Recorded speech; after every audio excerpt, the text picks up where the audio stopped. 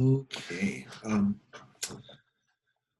So in this section that we're going to start today, this lesson, it's all about demand elasticity.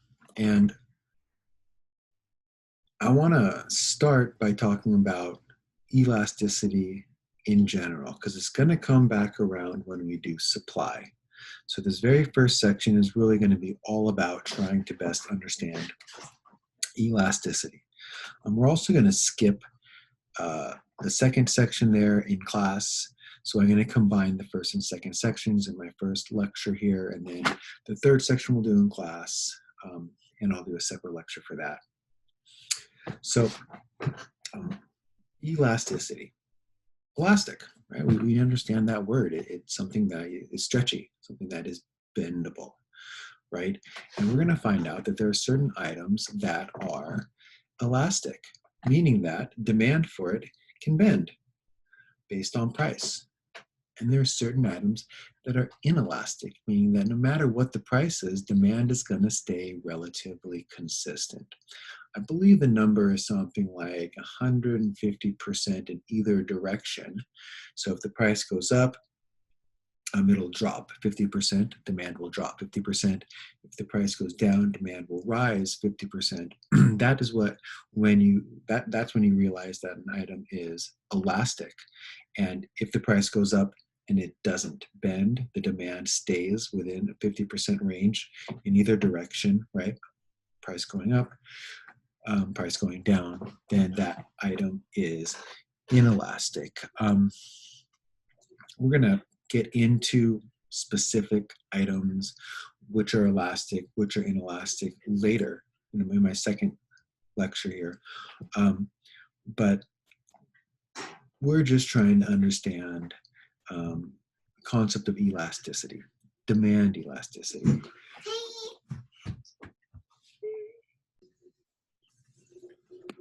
Oh, that little girl. So let's have that conversation later about which items are elastic and which items are not considered inelastic. And we're going to find out, though, that this is where we get deep into the weeds, right? Like, if you don't own a business, this just doesn't apply to you. I mean, there's graphs and charts, total expenditure tests to find out how elastic an item is. You can then take that and work it into things like, if you own a burger joint, should you stay up late? Well, how much is demand going to go up if you're an all-nighter, right? Like, I don't know how about you guys down the street here near me. There's a few places that are open 24 hours. Now, I am no longer in this stage of my life when I'm out past 2 a.m. and then I want a burger. But there were years, many, when I did want that burger at 3 o'clock in the morning or 2:30 or whatever. Nowadays, no, no, I'm not up at 2:30, at 2 at all.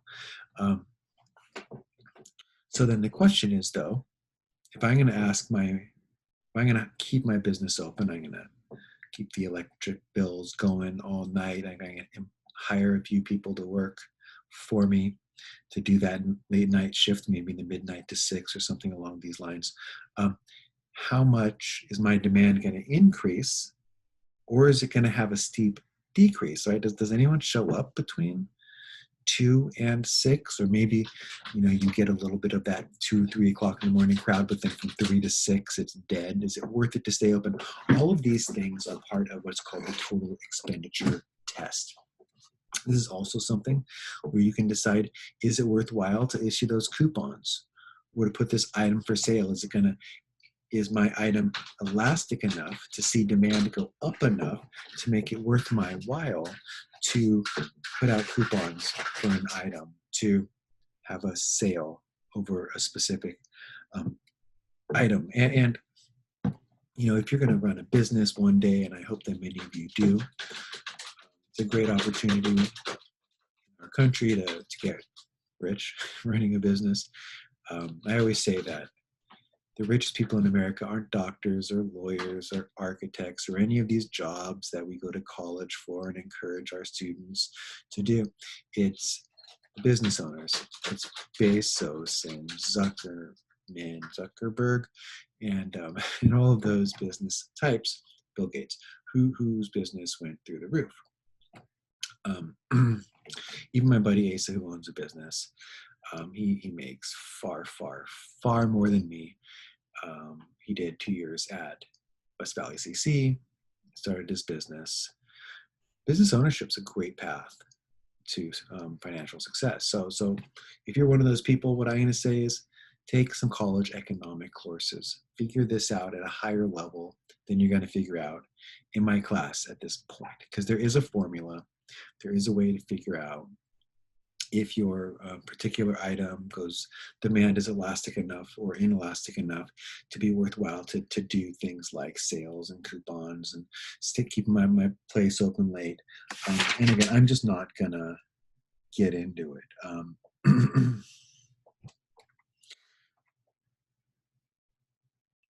So what we need to know, though, moving forwards, right, is just the concept of elasticity, right? Demand elasticity. If prices go up, are people going to stop buying it a lot, or no? Demand will stay relatively the same. Um, and then we'll talk in further detail about which items are elastic and which are not in our next bit.